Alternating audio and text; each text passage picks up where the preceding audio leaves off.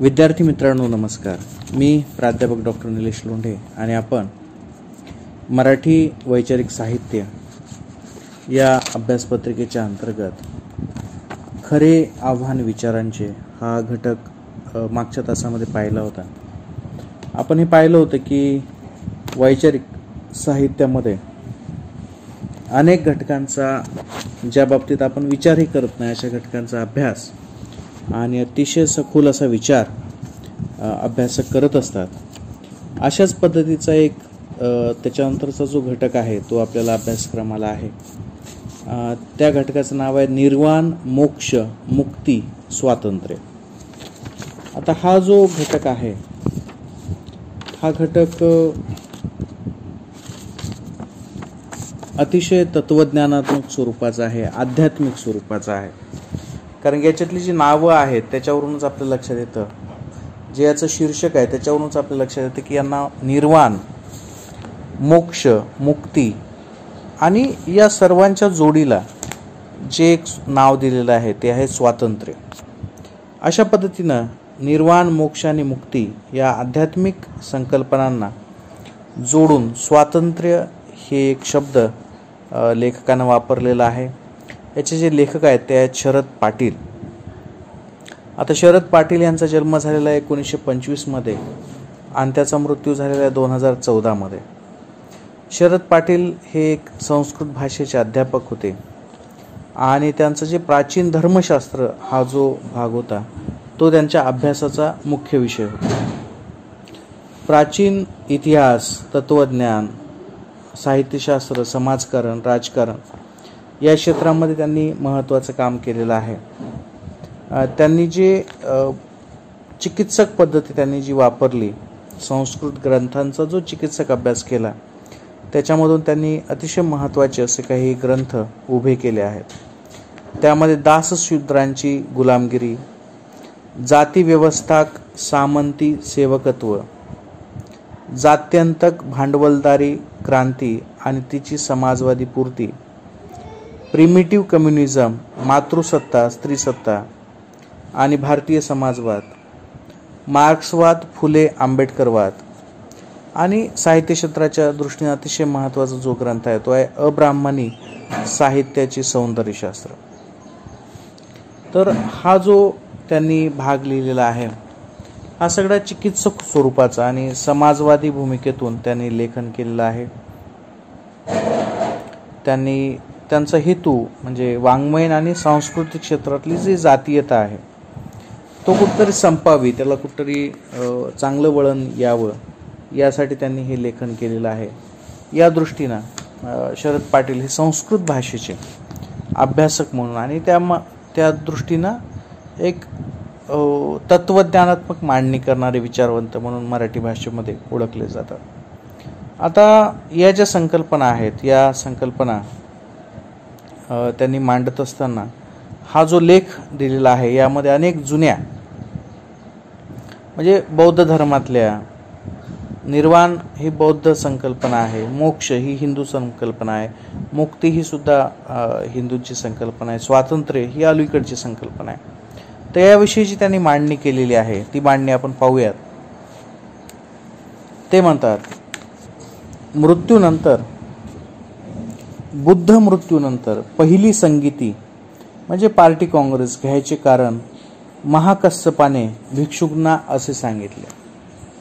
म्हणजे हा जो भाग आहे हा सुरू करताना त्यांनी बुद्धाचा मृत्यू आणि त्याच्यानंतर झालेला जी त्यांची सगळ्या बुद्ध अधिकाऱ्यांची किंवा बुद्ध धर्मातील जे महत्त्वाचे पदाधिकारी होते किंवा जे महत्त्वाचे लोक होते त्यांचं एकत्रीकरण केलं आणि त्या एकत्रीकरणाचं जे कारण होतं ते महाकश्यप हा जो भिक्षू होता त्यांचा जो मुख्य होता त्याच्यावर त्यांनी सांगितलेलं आहे. त्यावेळी आऊ सान्नो सुभद्र नावाचा एक वृद्ध प्रवर्जित म्हणजे त्या भिक्षू परिषदेत बसला होता. तेव्हा तो वृद्ध प्रवर्जित सुभद्र हा भिक्षूंना असे म्हणाला. म्हणजे महाकश्यपाने जे सांगितलेलं आहे, महाकश्यपानं जे सांगितलं की एक त्या सभेमध्ये म्हणजे जेव्हा बुद्धाचा मृत्यू झाला त्या सभेमध्ये सुभद्र नावाचा एक वृद्ध भिक्षू तिथं होता. आणि हा सुभद्र इतर भिक्षूंना असं म्हणाला, नका औसांनो, नका शोक करू, नाका रडू, आम्ही सुमुक्त झालो. आम्ही महाश्रमणाने बुद्धाने सदा पीडित राहत होतो. आम्हाला असे सांगून सदा सासुरवास केला जात असे, हे तुम्हाला विहित आहे, हे तुम्हाला विहित आहे, हे तुम्हाला विहित नाही. आता आम्हाला जे पाहिजे ते आम्ही करू शकू आणि जे आम्हाला नको ते आम्ही करणार नाही. म्हणून चांगले होईल औसांनो जर आम्ही धम्म व विनयाचे संगायन केले. या ठिकाणी त्यांनी एक महत्त्वाचा प्रश्न उपस्थित केलेला आहे की ते सगळे भिक्षू रडत होते, असं शरद पाटील यांचं संदर्भानुसार म्हणणं आहे. तर त्यावेळेस जो प्रवर्जित होता सुभद्र नावाचा, त्यांना सांगितले की तुम्ही रडू नका, कारण की आता बुद्ध नाही आहे. तर गौतम बुद्ध नसल्यामुळे ते नेहमी सांगायचे की तुम्हाला हे माहीत नाही, तुम्ही हे समजून घ्या, तुम्हाला हे समजून घ्यायला पाहिजे. असा जो सासुरवास करत होते गौतम बुद्ध, ते करायला आता नाही आहेत. आता तुम्ही स्वतंत्र आहात आणि ज्यावेळेस तुम्ही स्वतंत्र आहात तेव्हा तुम्हाला तुम्ही आता धम्म आणि विनय याचे संगायन केलं पाहिजे. म्हणजे जे तत्वज्ञान आहे, जे जे बुद्धानं सांगितलेलं आहे आतापर्यंत, त्याचं गांभीर्यानं अभ्यास केला पाहिजे. कारण की आता तुम्ही मुक्त झालात, तुम्ही आता स्वतंत्र झालात. ते म्हणतात, पहिली संगीतीच केवळ विनय व धम्माच्या समगायनाची वा सहपाठाची होती. म्हणजे पहिली जी बैठक झाली होती सर्वांची, ती कशासाठी होती? तर विनय, जे त्रिपिटक आहेत त्यांचं वाचन आणि सर्वांनी ते सोबत म्हणणं, म्हणजे त्याच्यामध्ये फरक पडू नये याच्यासाठीची होती. 100 वर्षानंतर वैशालीला झालेली दुसरी संगीती मात्र शाक्यपुत्र भिक्षू व वज्जीपुत्र भिक्षू यांच्यामधील मतभेदातून होऊन संघात पहिली फूट पडली.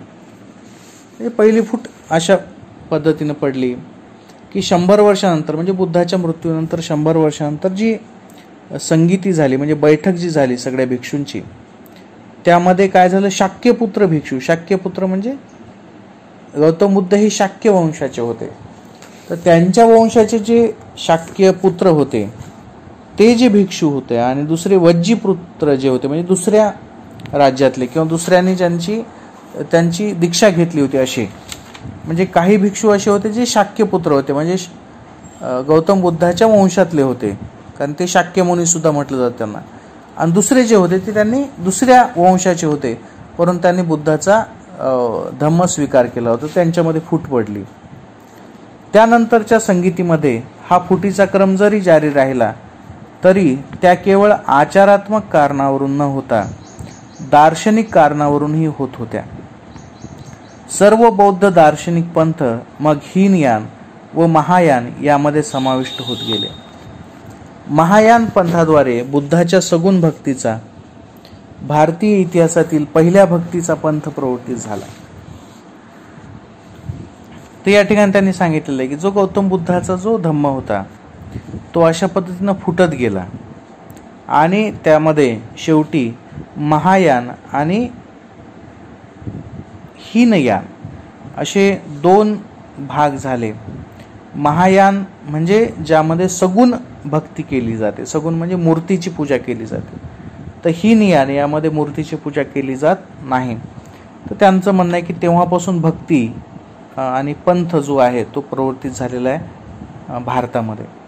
पुढे ते म्हणतात, सामंत प्रथा जाती समाजातले वैभवी भौतिक स्वातंत्र्य हे दास्यमुक्त शूद्रांसाठी निमस्वातंत्र्य ठरले.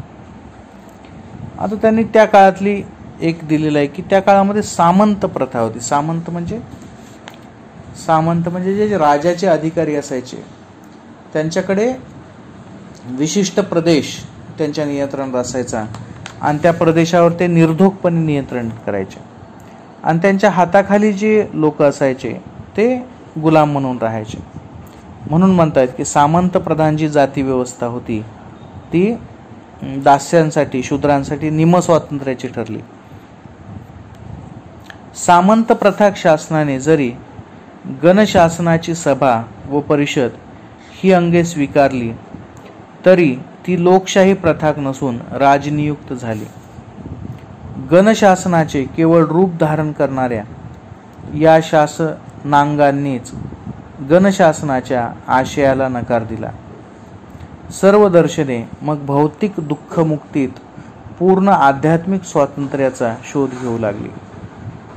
पारमार्थिक निर्वाण वा मोक्ष वा मुक्ती अशा प्रकारे अप्राप्य भौतिक स्वातंत्र्याचा प्राप्त पर्याय बनली. या पूर्ण आध्यात्मिक स्वातंत्र्याचा प्रथम पुकार बुद्ध अशा शब्दात करतो. त्या काळामध्ये त्यांनी एक अतिशय महत्त्वाचं, यांचं सामंतशाहीवर सुद्धा एक महत्त्वाचं पुस्तक आहे आणि त्याच्याशी संबंधितच हा एक लेख बुद्ध तत्वज्ञान आणि सामंतशाही यांच्याशी संबंधित आहे. तर गौतम बुद्ध जे होते त्या काळामध्ये 2 शासन पद्धती होत्या, ज्याला आपण आज हुकुमशाही म्हणतो ती, आणि दुसरी आज आपण ज्याला लोकशाही म्हणतो अशी. तर लोकशाहीला त्या काळामध्ये गणशासन म्हणायचे आणि गणशासनामध्ये असं असायचे की लोकांचे प्रतिनिधी, प्रतिष्ठित लोक किंवा एका गावचा एक प्रमुख येऊन त्या एक सभा असायची, एक परिषद असायची. तर सभा म्हणजे आपली जशी राज्यसभा आणि लोकसभा असते तशाच प्रकारची एक सभा आणि एक परिषद असायची आणि त्याच्यावरून ते कामं करायचे लोकांचे. परंतु गंमत अशी झाली की त्या काळामध्ये गणशासन जी आहे आणि जी गणशासनाची पद्धती गौतम बुद्धाने धम्मामध्ये स्वीकारली होती, जसजसे धम्माचे तुकडे पडत गेले, धार्मिक स्वातंत्र्य नष्ट होत म्हणजे धम्माचे विभागणी होत गेली, तशीच सामंत प्रथा जी शासन पद्धती होती तिनं सुद्धा काय केलं, गणशासनाच्या पद्धतीला नकार दिला. म्हणजे सामंतशाही म्हणजे हुकुमशाही, थोडक्यात झुंडशाही, 10-15 मोठमोठे लोक येऊन एकत्रित येऊन राज्यकारभार करायचे. तर अशा पद्धतीनं काय केलं त्यांनी सामान्य लोकांवर दबाव आणला किंवा तशा पद्धतीची गुलामगिरी निर्माण केली. आणि या गुलामगिरीमुळं असं झालं की भौतिक दुःखमुक्ती जी आहे त्यालाच आध्यात्मिक स्वातंत्र्य मानलं गेलं. मग धर्मानं काय केलं, धर्मानं काय करायला सांगितलं किंवा धम्मानं काय सांगितलं की तुम्हाला दुःखातून जर मुक्ती हवी असेल तर तुम्ही परमेश्वराची आराधना करा असं सांगायला सुरुवात केली. परंतु यांचं असं म्हणणं आहे, स्वतः लेखकांचं, की भौतिक दुःखमुक्ती म्हणजे आपल्याला मुलगा होत नाही आहे किंवा आपल्याला यश मिळत नाही, आपल्याला पैसे मिळत नाहीत, आपण परीक्षेत पास होत नाही आहेत किंवा आपलं वाईट होत आहे, तर याच्यासाठी आपण काय करतो, परमेश्वराकडे आराधना करतो. ती ही झाली भौतिक दुःखमुक्ती. याला भौतिक दुःखमुक्ती असं म्हणतात. परंतु आध्यात्मिक जी दुःखमुक्ती असते किंवा जो निर्वाण असतो किंवा जो मोक्ष असतो किंवा जी मुक्ती असते ती भौतिक स्वातंत्र्यापेक्षा कितीतरी मोठी असते. परंतु इथं मात्र असं झालं की भौतिक ज्या स्वातंत्र्य आहे, आपली जी गुलामगिरीपासूनच जी मुक्तता आहे त्यालाच निर्वाण मोक्ष असं नाव दिलं गेलं. आणि म्हणून गौतम बुद्धाच्या भाषेमध्ये ते म्हणतात की गौतम बुद्धाने याच्याविषयी काय सांगितलेलं आहे. ते म्हणतात, भिक्षूंनो, रूप, भौतिक वेदना, संज्ञा, संस्कार व विज्ञान अभौतिक, अनात्म, अनित्य व दुःखमय आहेत. असे पाहून विद्वान आर्य शिष्य रूपापासून विरक्त होतो, वेदनांपासून विरक्त होतो, संज्ञेपासून विरक्त होतो, संस्कारांपासून विरक्त होतो, विज्ञानापासून विरक्त होतो.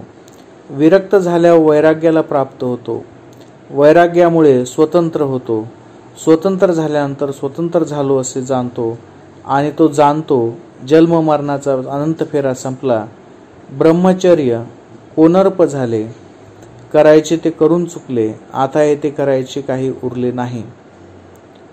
म्हणजे गौतम बुद्धानं जे सांगितलेलं आहे की हे जे जग आहे हे जग वेदनादायक आहे आणि हे वेदनादायक जग जो विद्वान किंवा जो गौतम बुद्धाचा शिष्य समजून घेतो त्या वेदनेपासून मुक्त होतो, त्यापासून विरक्त होतो आणि ती विरक्त झाल्याच्या नंतर जेव्हा त्याला समजतं तेव्हा तो स्वतंत्र झाला असं म्हणतो. तर असा जो आहे पूर्ण रूप जो भिक्षू झालेला आहे त्याचं यांनी वर्णन केलेलं आहे. कोणा तर गौतम बुद्धांना. ते पुढे म्हणतात, या पूर्ण पारमार्थिक स्वातंत्र्याचा उपयोग शूद्रांना ऐहिक निमस्वातंत्र्य मिळवून देण्यासाठी करायचे तो भिक्षूंना आवाहन करतो. म्हणजे असा जो मुक्त झालेला भिक्षू आहे किंवा असा जो मुक्त झालेला साधू आहे, त्यांनी काय करायचं तर इतर जे शूद्र होते म्हणजे शेतकरी असतील, यांचा शरद पाटलांचा जास्तीत जास्त उल्लेख जेव्हा ते शूद्र असं म्हणतात तेव्हा त्यांचा उल्लेख असा होतो की शेतकरी आणि शेतीशी संबंधित कामं करणारे जे 12 बलुतेदार लोक आहेत त्यांच्यासाठी त्यांनी शूद्र हा शब्द वापरलेला आहे. तर गौतम बुद्ध म्हणतो की जेव्हा तुम्ही स्वतः मुक्त व्हाल तेव्हा त्यांनी काय झालेलं आहे तर ते म्हणतात, स्वतंत्र झालो मी भिक्षुन्यो सर्व दिव्य व मानुषी बंधनातून. तुम्हीही भिक्षुंनो स्वतंत्र झालात सर्व दिव्य व मानुषी बंधनातून. संचार करा भिक्षुंनो बहुजनांच्या हितासाठी, बहुजनांच्या सुखासाठी, लोकांवर अनुकंपा करण्यासाठी, देव व मनुष्यांच्या प्रयोजनासाठी, हितासाठी, सुखासाठी. म्हणजे तुम्हाला काय करायचं आहे तर जे स्वतंत्र झालेले आहेत त्यांनी फिरायचे, लोकांमध्ये संचार करायचा आहे आणि सर्वांनाच काय करायचं आहे सुखी बनवण्यासाठी प्रयत्न करायचे. पुढे शरद पाटील म्हणतात, निमस्वातंत्र्याच्या या शूद्र ऐहिक उर्वरेमुळे गाडलेला बौद्ध दर्शनाचा महावृक्ष मग बुद्धिप्रामाण्याच्या वा विचार स्वातंत्र्याच्या जीवन रसाने शाखावंत होऊन बहरत गेला. म्हणजे असा जो स्वातंत्र्य मिळवून देणारा जो बौद्ध धर्म होता त्याला काय झालं नंतर विचार स्वातंत्र्य मिळालं आणि त्याच्यामध्ये अनेक शाखा निर्माण झाल्या. नागार्जुनाच्या इसवी सन 200 मध्ये नागार्जुन एक बौद्ध भिक्षू होता, मोठा विद्वान होता, त्याचा उल्लेख देतात. नागार्जुनाच्या शून्यवादाने बुद्धाच्या अनित्यात्मक बाह्यार्थवादाला डायलेक्टिकल रिअलिझम देऊन असंग वसुंबधूकृत विज्ञानवादाची वाट मोकळी केली. न्याय वैशेषिक ब्राह्मणी बाह्यार्थवादाला सामना करण्यासाठी दिग्ज्ञानाने मग विज्ञानवादाला सौत्रांत्रिक विज्ञानवादाद्वारे विधायक नकार दिला.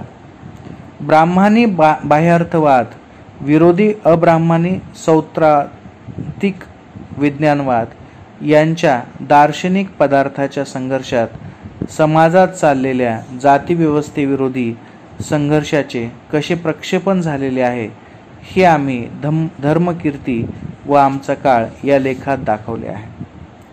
आता हा जो पूर्ण परिच्छेद आहे हा पूर्णपणे तत्वज्ञानात्मक स्वरूपाचा आहे, कारण की गौतम बुद्धाचं जे मुख्य तत्वज्ञान आहे ते शून्यवाद आहे. म्हणजे या जगामध्ये परमेश्वर नाही, हे जग कसं चालतं तर त्याच्या नियमानं चालतं असं हा शून्यवाद सांगत असतो. तर नागार्जुनाने याला विश्लेषित केलं आणि यालाच नंतर मग काय केलं, असंग वसुबहुकृत विज्ञानवाद सुरू केला, नंतर सौत्रांत्रिक विज्ञानवाद सुरू झाला, नंतर बाह्यार्थवाद सुरू झाला. तर हे सगळे जग कसं आहे, मनुष्य कसं आहे याच्याशी संबंधित हे सगळे संघर्ष सुरू झाले. आता हा जो घटक आहे, हा जो मांडणी आहे ती त्यांना एवढंच सांगायची की सुरुवात कुठून झाली होती तर सुरुवात झाली होती की गणराज्यापासून, की सगळ्यांना स्वातंत्र्य पाहिजे, सगळ्यांना अधिकार पाहिजे. त्याच्याकडून आपण सामंतशाहीकडे गेलो, त्याच्यातून आपण हुकुमशाहीकडे गेलो आणि हुकुमशाहीमध्ये जे गरीब होते, जे शेतकरी होते त्यांना पिळलं जाऊ लागलं, त्यांचं स्वातंत्र्य कमी केलं जाऊ लागलं. तर हे स्वातंत्र्य त्यांना पळत मिळावं, त्यांची दुःखातून मुक्तता व्हावी यासाठी कुणी प्रयत्न केले तर बुद्धांनी प्रयत्न केले, बुद्धांच्या भिक्षूंनी प्रयत्न केले आणि त्याच्यातून अनेक शाखा निर्माण झाल्या आणि या शाखांचे वादविवाद होत गेले. तर इथं आपण थांबूयात. पुढच्या तासामध्ये आपण याच्यात उरलेला जो तत्वज्ञानात्मक आशय आहे तो समजून घेण्याचा प्रयत्न करूयात. धन्यवाद.